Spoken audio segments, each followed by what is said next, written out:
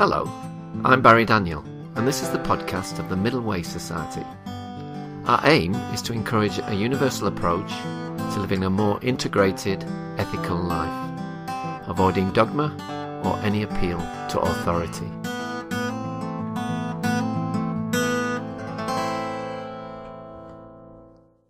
My guest today is Adam Corner of the Climate Outreach and Information Network. He's the Research Director at COIN and also writes regularly for the national media, including The Guardian, New Scientist and The Ecologist. He's going to talk to us today about COIN, what it is and its aims and objectives. Hello Adam, welcome to the MWS podcast. Hi Barry, thanks very much. Thanks for having me. Okay, can we maybe start by you telling us a bit about your background and how you got involved with COIN? Yeah, sure. So my background is in psychology. I did a psychology degree and then I did a psychology PhD, which at the time had nothing at all to do with climate change. It was about how people evaluated evidence in general. So when they're presented with a new argument or something that they might read in the newspaper, what was it about that information that changed their mind or affected their opinions, or did it affect their opinions and why? So I was interested in I guess kind of persuasion and the psychology of persuasion in a very general way. And as my PhD progressed, I became more and more interested externally to that in the issue of climate change and realised how important it was. And I realised at some point that those two things could come together in a useful way, and that actually, you know, the psychology of how we think about ourselves, the future, and how we respond to risks, and how we think about new information, does it affect our existing opinions, that was all really relevant to engaging people on climate change, and I became, you know, very interested in why some people accepted climate change, other people didn't. Was it a lack of information? If it wasn't information, then what was it about climate change that seemed to be so difficult for people to connect with? And so that's kind of how I came to the issue, really. And how did you get involved with COIN? I think the first time I got involved with COIN was George Marshall, who's the founding director of COIN, and he's still with COIN now as director of projects.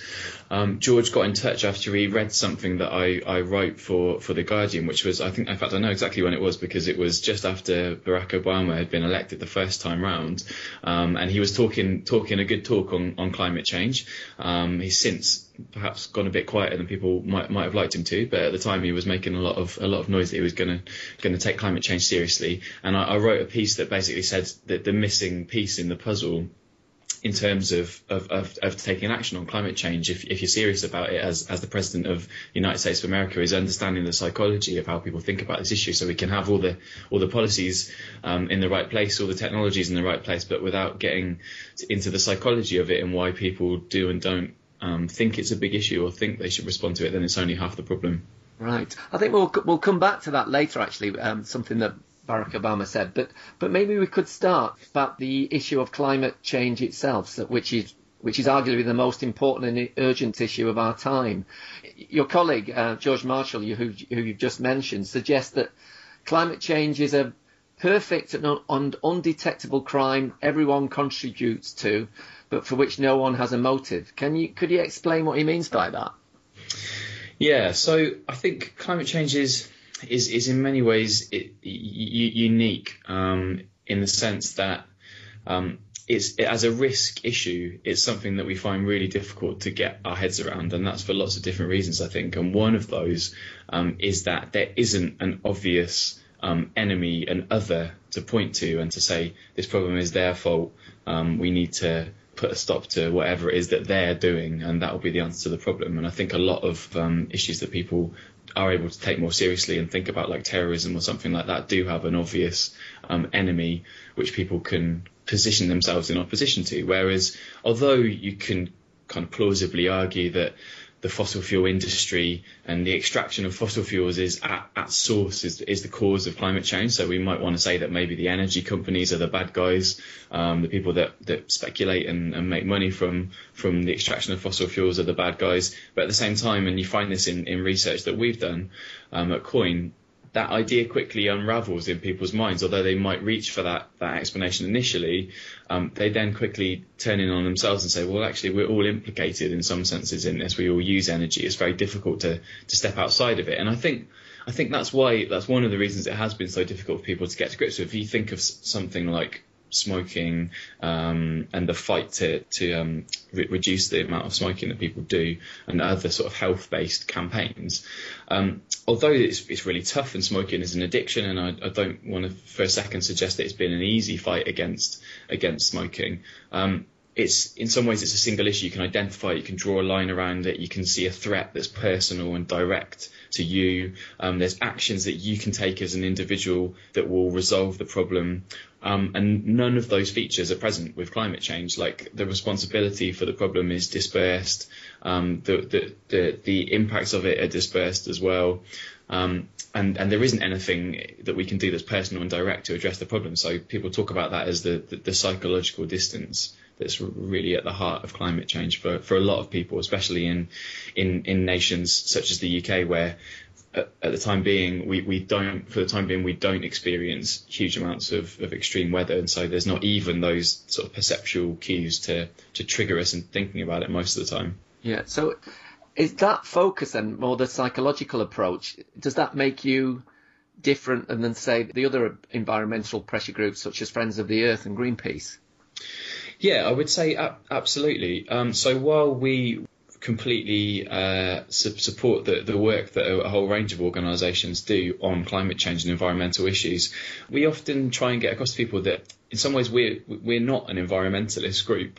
It's not that we don't care about the natural environment or protecting polar bears or natural habitats and things like that, but we're trying to start from people, basically. So we're saying that climate change is first and foremost a problem that is caused by people, but also one that will be solved by people, and it's one that affects human societies. And so, yeah, without trying to undermine it for a second, the work that organisations like WWF or Friends of the Earth do, we're trying to almost break climate change out of the sort of niche that it's fallen into through historical accident as much as anything, I think, really, because climate change, the climate is something environmental. The climate is changing. You can see where those links are. But it's also about the economy. It's about the food that we eat. It's about the jobs that we do. It's about equality. It's about human rights. It's about so many different things that aren't typically considered environmental. I think a lot of the work that we do is to try and breathe a bit of life into climate change in those different ways, trying to sort of broaden out the social reality of climate change so that it isn't just confined to something that only people who support Friends of the Earth should be interested in. Because while that's an important aspect of it, and plenty of people do support organisations like that, it's still a really small number and nowhere near the sort of critical mass you'd need to get to grips with a problem that's as all-encompassing as climate change. I can imagine it's very easy to be pigeonholed in that niche. How is COIN faring in that regard? Do you think people have that perspective of the organisation, that it's targeting a lot broader, bigger picture? Yeah, I think what's interesting about COIN is that depending on who you speak to, people have very different ideas about what the organisation does, and I think that partly does reflect the fact that we have done a lot of different things over the years.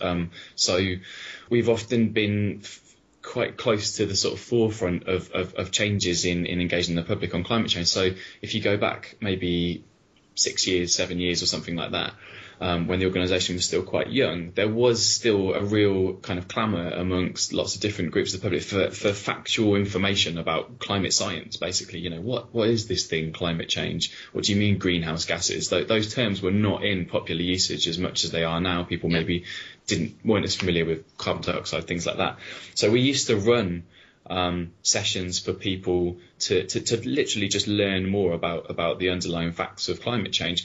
These days we do very little on that front, and we have tried to broaden out what we do away from kind of communicating about climate change, the science per se, and more about it's almost the sort of social science of communicating with people about climate change, and that's much more of a focus of a lot of the work that we do now. I mean, I should say as well, there's another side to the organisation which I personally don't have all that much to do with, which is the defending rights side of COIN, which is basically where we do a lot of work around how environmental changes affect the movement of people and migration in response to climate change.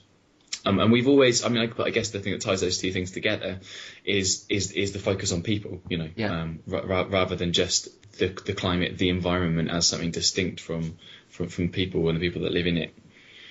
Well, in this regard, how crucial is engaging people in Paris 2015 after the failure of the Copenhagen talks 5 years ago? Copenhagen was such a major event, I think, in the minds of people who work in the field of climate change, particularly. It was billed as, the last chance to save the world, and you can see why campaigns took that angle at the time, because there was a need to really whip up a sense of urgency around climate change. Not that it isn't urgent, it's certainly not a lie to be whipping up a sense of urgency, but because people didn't feel frightened or scared or worried about the effects of climate change, a lot of campaigns around that time were really trying to inject that sense of urgency. And of course what happened is that, well, not all that much happened. There certainly wasn't the global binding agreement that campaigners and a lot of policymakers as well hoped there would be. And in a sense, everyone's energies just fell off a cliff after Copenhagen had finished. It was billed as a kind of a definite endpoint. And in the same way that when people that predict the end of the world wake up the next morning and find it hasn't happened, there's that sense of thinking, okay, we were told this was the day to save the world and nothing much happened. So I think there's a lot to learn from that for campaigns this time round. And so Paris, the round of negotiations at the end of 2015 are effectively the next point at which serious, substantial decisions can be made, to play a bit of catch up from last time. And obviously the clock's ticked on again since then. So in some ways it's even more urgent. But I think that campaigners do seem to have learned from the last time around. And the umbrella organisation that represents a lot of charities that campaign on climate change in the UK is called the Climate Coalition. They used to be called Stop Climate Chaos. And they approached COIN a while ago, about 6 months ago, to help them put together their campaign strategy, basically, and the kind of themes and language they would use this time around. And what we did was to do audience research. We spoke to different groups of members of the public, which included people who would describe themselves as conservatives politically, who are of interest to organisations like COIN, because there is quite a strong link between political conservatism and scepticism about climate change. Yep. So because scepticism is higher in that group, there's a real question, what is it about climate change that people with centre-right political beliefs don't get on with, and how is there a way of thinking about communicating with that audience more effectively? We also spoke to trade unions, supporters of NGOs, and we basically ran a series of discussion groups where we talked to them about different ways of framing climate change messages, different narratives about climate change. And the idea that was most popular across the different groups was that climate change affects lots of different things which people are passionate about, which people love. And so the slogan that the Climate Coalition have gone with now is to protect climate change for the love of, and then people insert the thing that they're passionate about there. And they seems to be going down quite well, that campaign. And there's a really good website and a video that's been made alongside it, which I think is really starting to apply some of the social science, psychological evidence that COIN tries to get out into the world on how to engage the public more effectively on climate change. So it's trying to link it to people's lives a bit more of a kind of personal, tangible feel to it. And it's putting forward kind of diverse voices, not one narrow band of environmentalists that are only interested in, polar bears or something like that. So it's trying to broaden it out in that sense as well. Yeah. And it's getting to a good positive emotion of love and passion and things to protect, and secure, rather than, kind of guilt and fear for things that you haven't done or should have done. It feels like a more stable platform, and it's definitely a more evidence-based platform to be on, I think, for kind of engaging the public around the next set of talks. And that's their slogan running up to the next set of talks in Paris. Oh, it sounds very encouraging, actually, Adam. Now, you suggest, well, in a recent article, you suggested 3 ideas for re-inspiring public support. The first one is striking the right balance between bright siding and apocalypse. Could you expand on that? Yeah, sure. So bright siding is the rather marketing-y term that's been used to sort of putting a positive spin or perspective on climate change, basically. So, for a long time, especially going right back to early, say, maybe Greenpeace campaigns, I think, we can all remember the images of sort of burning globes and things like that. They were quite apocalyptic, and focused on, the end of the world and doom and gloom, and often linked to quite sort of guilt-based messages about if we don't do X, Y, and Z, then we're going to end up with this, apocalyptic world that no one can live in. And people have learned over time through hard experience, but I think also through a lot of research that's been done around this issue, that isn't necessarily a good way to get through to people. That the kind of kickback against that has almost gone too far in the opposite direction, though, I think, which is that there's been a real push to say, climate change is going to make everything better.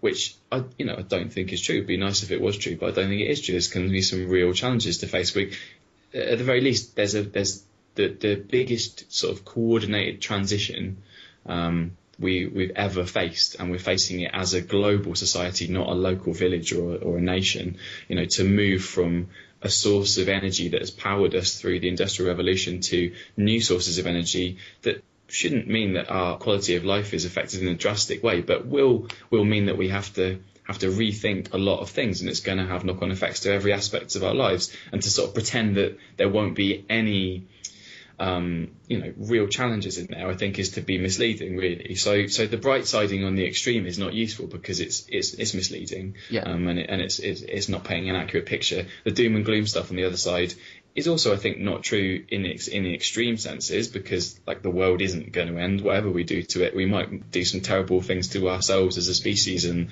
the planet as a whole. But I think we're not really going to cause global apocalypse in the way that some of those images suggested. But in the middle is the reality, and I think in the middle is actually more satisfying as well. There's challenges to face. There'll be some sectors of the economy in fossil fuel heavy industries that are going to have to face a transition away from those jobs at the moment. That doesn't mean there won't be other jobs, but they are going to have to face changes that can't be avoided. It's not everyone's going to become richer or something like that from climate change, which you might get that idea from reading some of the more bright sidey economic reports, which I think are coming from a good place. They're trying to say, hey, it's not so bad, things might not be as bad as you think, but they've maybe gone a little bit too far. So it's kind of in the middle there is the right place to be, I think, both in terms of being honest and in terms of actually having a bit of substance to speak to people with about it. So it's like sort of navigating a middle way between being scared and being soothed, in a sense. Yeah, no, absolutely, yeah. And the span of human emotions that come in between it, that's where the kind of richness of human experience is. I think we mostly don't exist at those extremes, so there's so much to explore in the middle, and the different kind of meanings that climate change could have socially to people, that I think is much more promising and fertile ground than just shouting at people that it's the end of the world or telling them it's going to be okay. Okay, and then the second one was redoubling efforts to engage across the political spectrum. Now, I suppose you've talked about this already.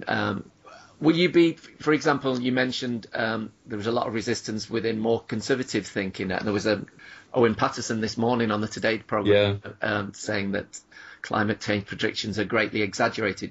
Is it best to target the more moderate conservatives in this way? Are you going to have much effect with the Owen Patersons of this world?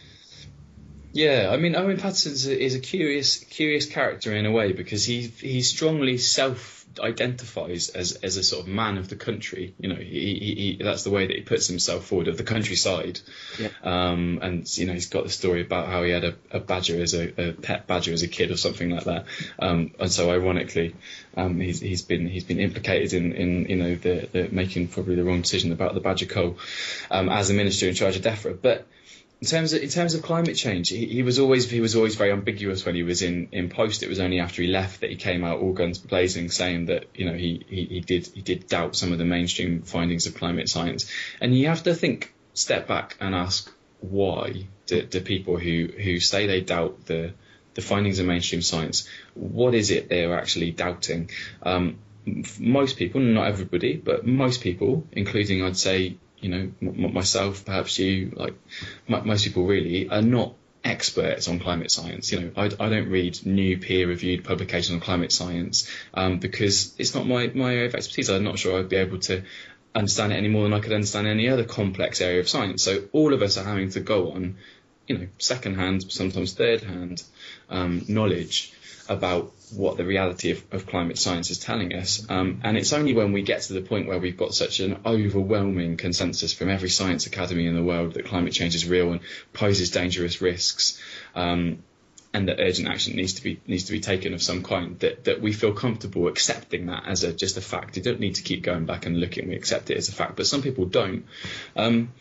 And it seems from the research that's been done that the reason people don't is not because they've found out something about the science that other people don't know. For the most part, they don't have any more or less idea about the science than anyone else does. But what they don't necessarily like is the implications of acting on climate change. Yeah. So if you're somebody who strongly believes that the government shouldn't interfere in people's lives, or if you strongly believe that the market should be left to regulate itself without any legislation or anything like that, you're strongly of a free market persuasion, then climate change is pretty threatening to your worldview. Naomi Klein has just released a new book, which Coin actually did the launch of in Oxford, which is a really interesting read. And she says in there that she thinks that actually the right of politics takes climate change more seriously in some senses than a lot of people on the left who accept the science but maybe haven't fully engaged with what the implications are. She argues that a particular type of, or quite extreme right-leaning politics in the US really, the sort of far end of the Republican Party who fully deny climate change, or they deny there's any risk associated with it. The reason they do it is they can see clearly that if they accept that those risks are there, that it's going to have real knock-on effects on some things that they care passionately about, which is, government not interfering in the regulation of industry and things like that. So she argues that they get it, all right. That's why they're denying climate change in the first place, because they can see what the implications are. And it is, in a way, it is hard to imagine how we could tackle a problem as diffuse and as something that touches on so many different aspects of people's lives as climate change without some kind of coordinated regulatory processes. Doesn't mean that that's all there is to it, but it does seem difficult to imagine that we could do it without those processes. And so that's kind of what's going on really with the link between conservatism and skepticism, is people work backwards from the policies to tackle climate change that they don't necessarily like the sound of, or that sound like the kind of things that they should oppose, and they work backwards from there to cast doubt on the underlying science. So someone like Owen Paterson, going back to the question, I mean, it's clear that he really doesn't like renewable energy, and he objects to it from a number of perspectives, but he says, it ruins the kind of state of the countryside that he loves so much. You often do hear that from people, maybe on more on the centre right, who talk about the sort of aesthetics of wind farms, things like that. But work that we've done before at Coin has tried to say, okay, is it the case that climate change and the centre right are completely incompatible, or is it that we could think about this issue in a different way that wouldn't maybe get people's backs up as you begin that conversation? It's not that you're telling them something completely different. Like, you still have to engage with the reality of climate change at some point, but that conversation starts in a different way. So that instead of saying this is about global justice and the crushing of corporate power and the redistribution of wealth, which is that's a strong part of the climate change narrative that's developed internationally. Climate change kind of came of age as quite a left-wing issue. If instead of that you talk about wanting to protect the green and pleasant land of England, and to hand on an environment and a country in a state that's fit for the next generation, as the last generation gave to you, in that sense of kind of heritage and pride in your national identity, and that climate change actually threatens, that green and pleasant land that you love so much. The effect of flooding is going to really decimate places that are beautiful and that we want to look after. Like, you start the conversation in a slightly different way, and you've opened up that idea that actually, no, this is something that conservatives care about. We can see that climate change applies to things that you care about as well. It's not just something for the left. And I think like those kinds of ideas of different language and different frames that for sure are not enough on their own to suddenly flip the whole debate. But I think that they are an important part of the mix, because they do, the language that we use to think about these issues really does shape how we think about them. So this is presumably what you mean by reframing the debate, in a sense that it's appealing to what people can relate to in a more positive way, talking to people's values and what's important to them.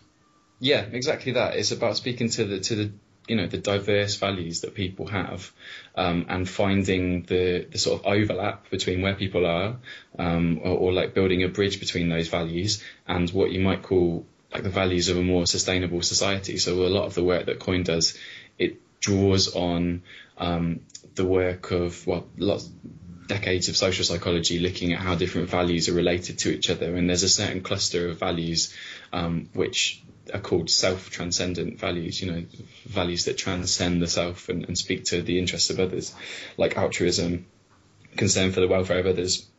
And these values are consistently shown to predict, positive concern about climate change, interest in environmental issues, whether people actually take part in environmental campaigns or behaviours themselves. And so we always try and make sure that when we're talking about reframing messages about climate change, on the one hand, it's absolutely crucial to be thinking, who are you talking to? Like, that's never a bad step. Who are you talking to? What are they interested in? What are their values? Where are they coming from?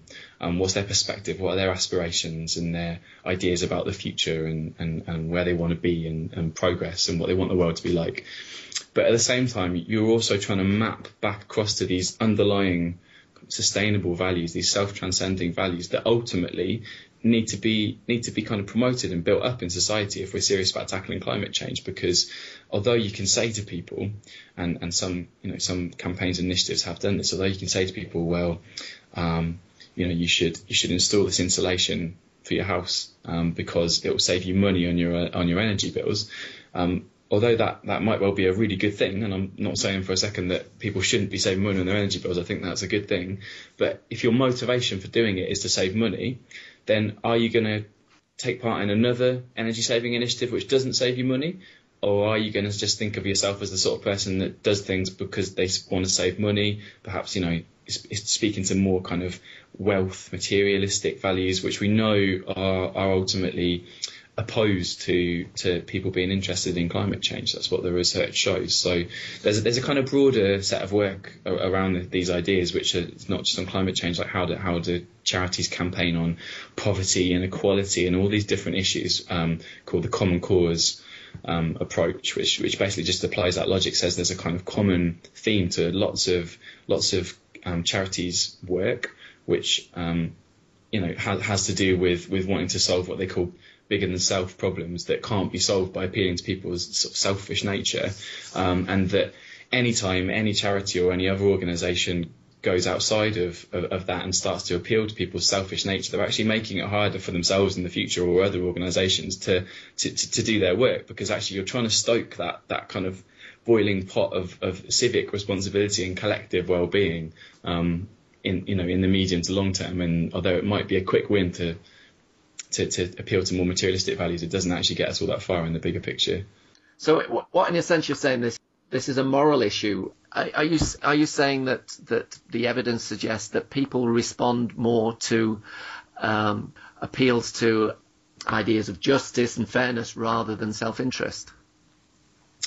I think the reality is that people respond for a variety of motivations, and you have to reflect on your own experience or people to think that most of us care about the welfare of other people that we love, and our friends and our family, and that's quite altruistically motivated. We care about unfair treatment for the people that we care about. At the same time, we probably are also quite attached to some material possessions of some kind. We're also in for a good deal when we see one. So it's not the case that like people are either altruistic or they're completely materialistic. Like we all have a variety of motivations, I think it's fair to say. But the question is, when it comes to something like climate change, what are we trying to do?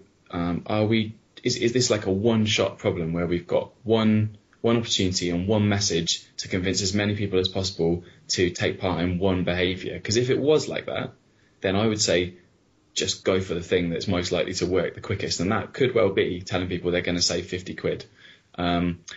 But it seems to me that climate change is very much not like that. So a good example is something like the Green Deal policy, which the government has at the moment to try and insulate a lot of homes, make them warmer, make them cosier, make them use less energy, and to help bring down the country's carbon emissions, which we're legally obligated to do.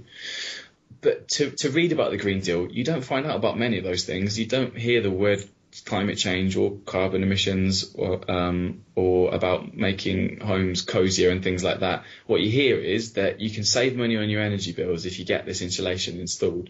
It's very much presented as an economic incentive to take part in a particular behaviour.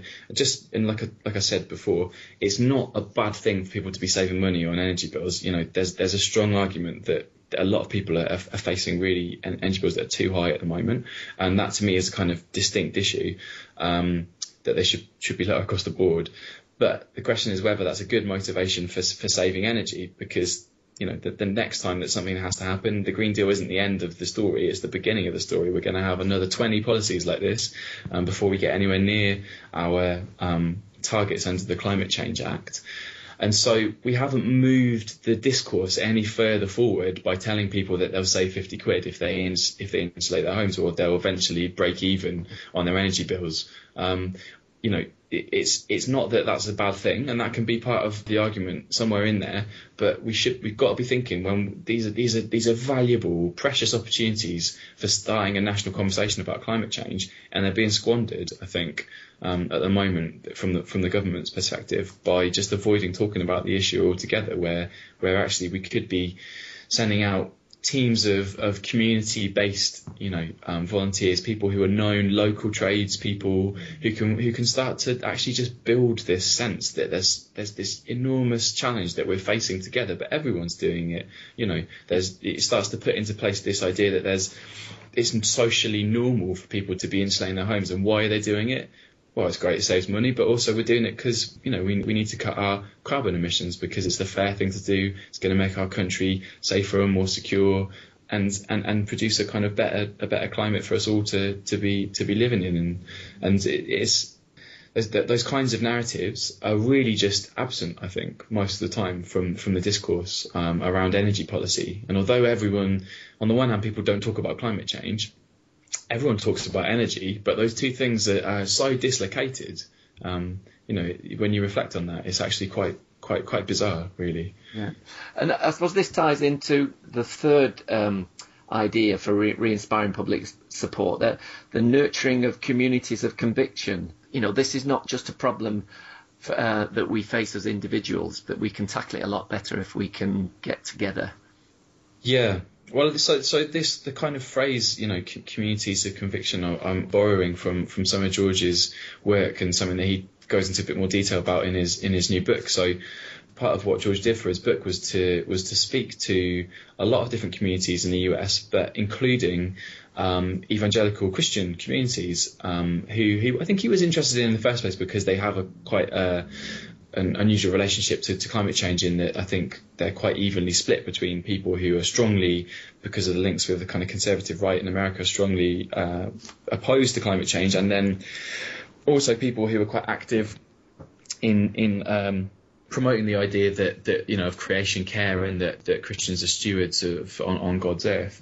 And I think that George came to the realization, as he spoke to more and more people from evangelical communities, that they had something, and I think it's common to lots of faith groups, but it perhaps used to be more common in plenty of secular groups as well, things like trade unions, which have been weakened so much over the last 20 years, of this kind of common purpose, literally physical spaces to congregate in, to affirm beliefs that you hold, so that you realise you don't hold them on your own, in contrast to something like climate change, where on the one hand, it's the ultimate collective action problem. On the other hand, nobody's talking about it, and there's nowhere to have your beliefs about climate change, whatever they might be, affirmed or challenged or engaged with.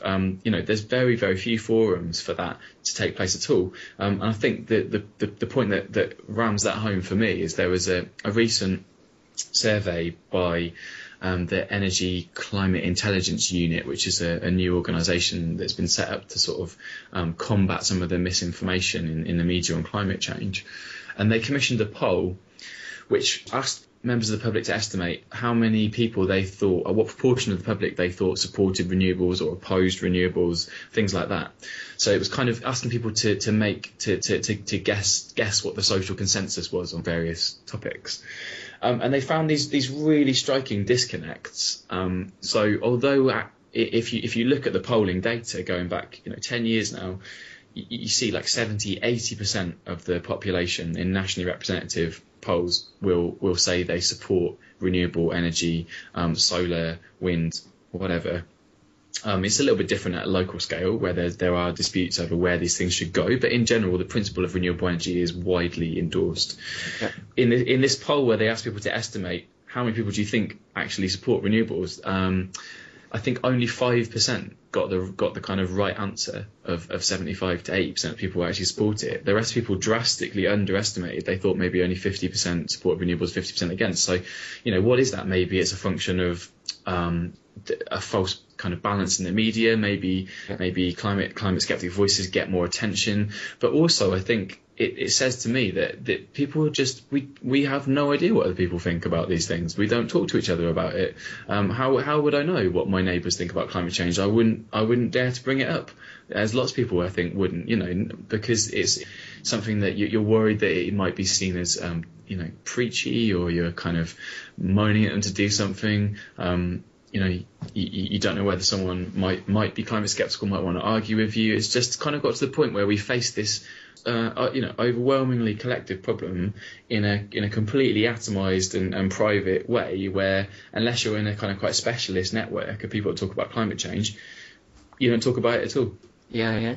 We actually want to participate, the Middle Way Society, in a small way. We're actually running a weekend retreat in February on the Middle Way and the environment. So if anyone's listening to this and is interested, then contact us, because we want to do exactly what you're talking about, really. Great stuff, yeah.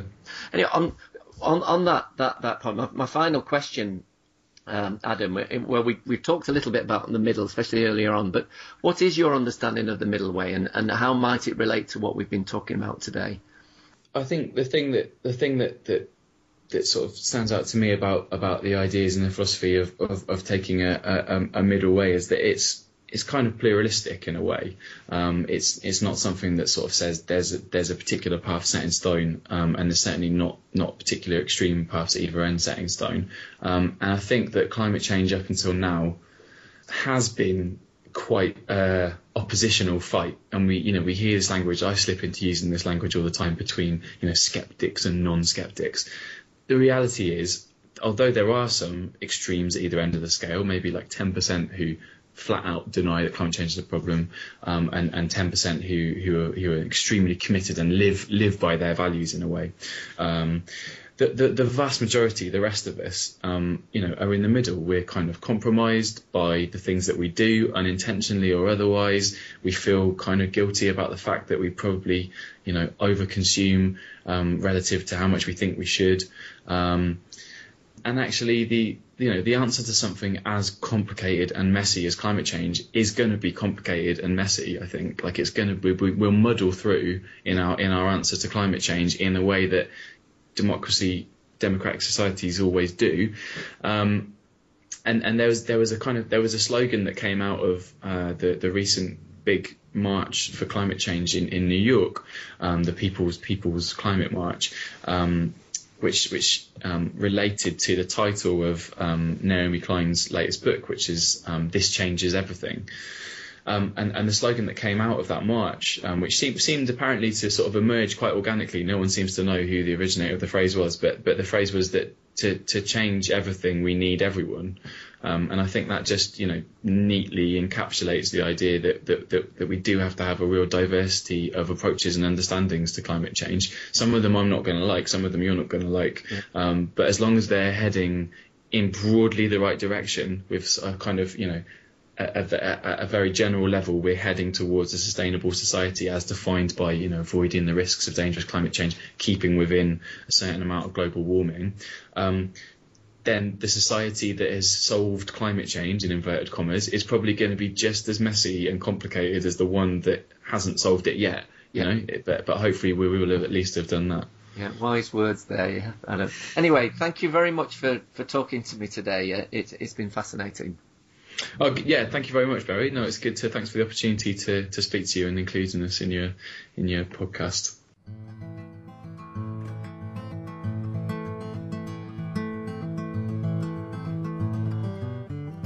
You can find out more about Middle Way philosophy at www.middlewaysociety.org.